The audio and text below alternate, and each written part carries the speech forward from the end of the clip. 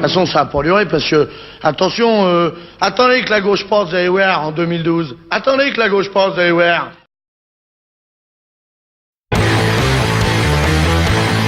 Bonjour et bienvenue sur une nouvelle vidéo de Doute.com. Alors ça y est, nous avons décidé de nous lancer dans la politique. En effet, après avoir passé plus de 2 ans à étudier en profondeur les coulisses de ce monde assez particulier, nous pensons avoir compris suffisamment de choses pour tenter notre chance. Malheureusement, il nous manque un ingrédient essentiel, l'hypocrisie. Et pour contourner le problème, nous avons décidé de lancer un nouveau concept, le parti politique honnête. Pas l'honnêteté que vous vous imaginez, non, nous n'allons rien changer dans le système, sinon nous risquons de sérieux problèmes. Nous allons simplement être honnêtes en vous disant la vérité sur ce que nous faisons et sur ce que nous comptons faire, en commençant par le nom du parti. Pour être cohérent dans notre démarche, nous allons l'appeler « Violation organisée des lois démocratiques » ou pour faire court, « Vol démocratique ».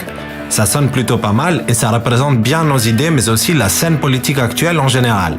La gauche, la droite et leurs extrêmes et le centre étant déjà pris, nous allons nous situer à l'extrême centre. Nous allons simplement copier ce qui marche dans les autres partis et le cumuler. Bien entendu, nos amis les super riches qui prennent bien le soin de garder leur nom loin de la scène publique vont financer notre campagne en échange de nos promesses de ne pas perturber leurs plans et de mettre à leur service la loi, les forces de l'ordre et l'armée. Notre promesse ne les a pas surpris.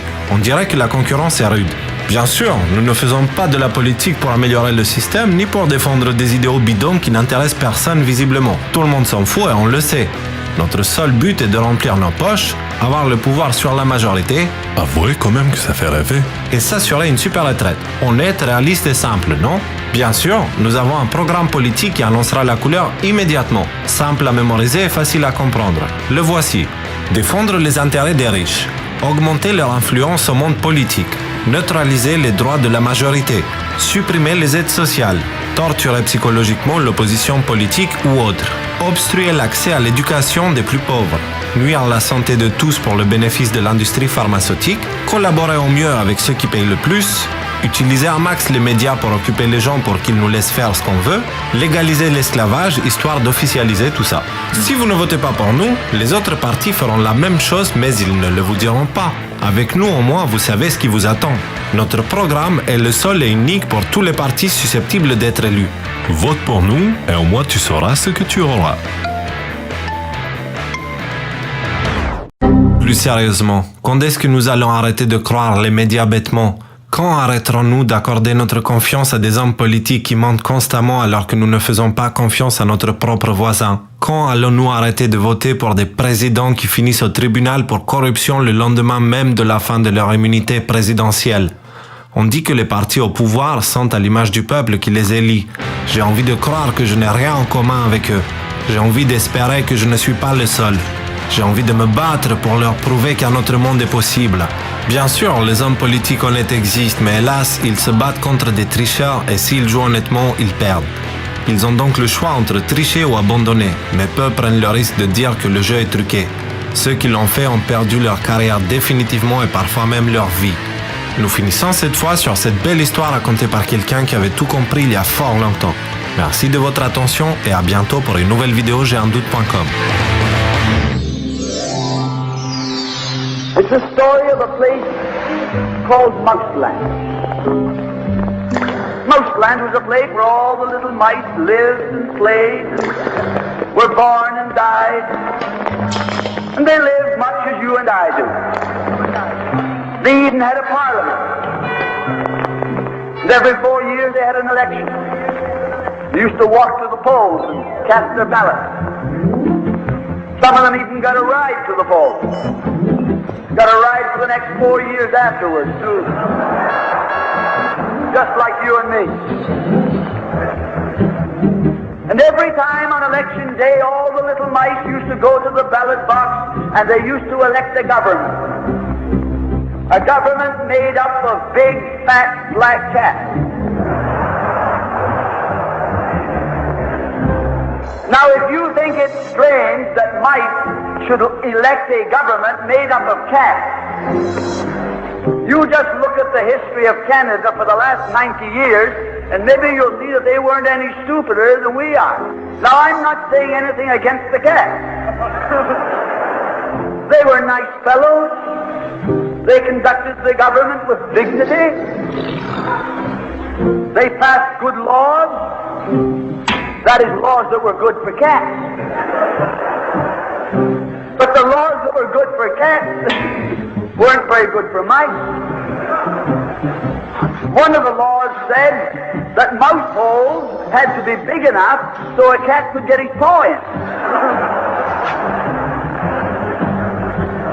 Another law said that mice could only travel at certain speeds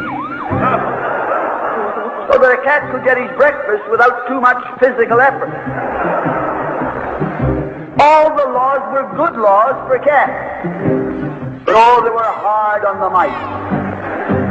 And life was getting harder and harder. And when the mice couldn't put up with it anymore, they decided something had to be done about it. So they went en masse to the polls. They voted the black cat out. They put in the white cat. The white cat had put up a terrific campaign. They said all that Mouseland needs is more vision. They said the trouble with Mouseland is those round mouse holes we've got. If you put us in, we'll establish square mouse holes. And they did. And the square mouse holes were twice as big as the round mouse holes. And now the cat could get both his paws in. And life was tougher than ever. And when they couldn't take that anymore, they voted the white cats out and put the black ones in again.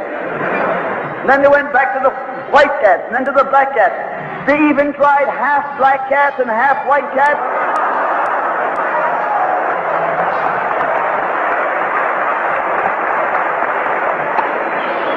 And they called that coalition.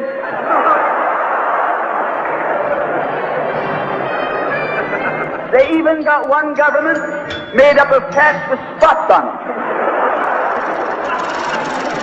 They were cats that tried to make a noise like a mouse, but they ate like a cat. You see, my friends, the trouble wasn't with the color of the cat. The trouble was that they were cats. And because they were cats, they naturally looked after cats instead of mice. Presently, there came along one little mouse who had an idea. My friends, watch out for the little fellow with an idea. And he said to the other mice, look, fellas, why do we keep on electing a government made up of cats? Why don't we elect a government made up of mice? Oh, they said he's a Bolshevik. Lock him up.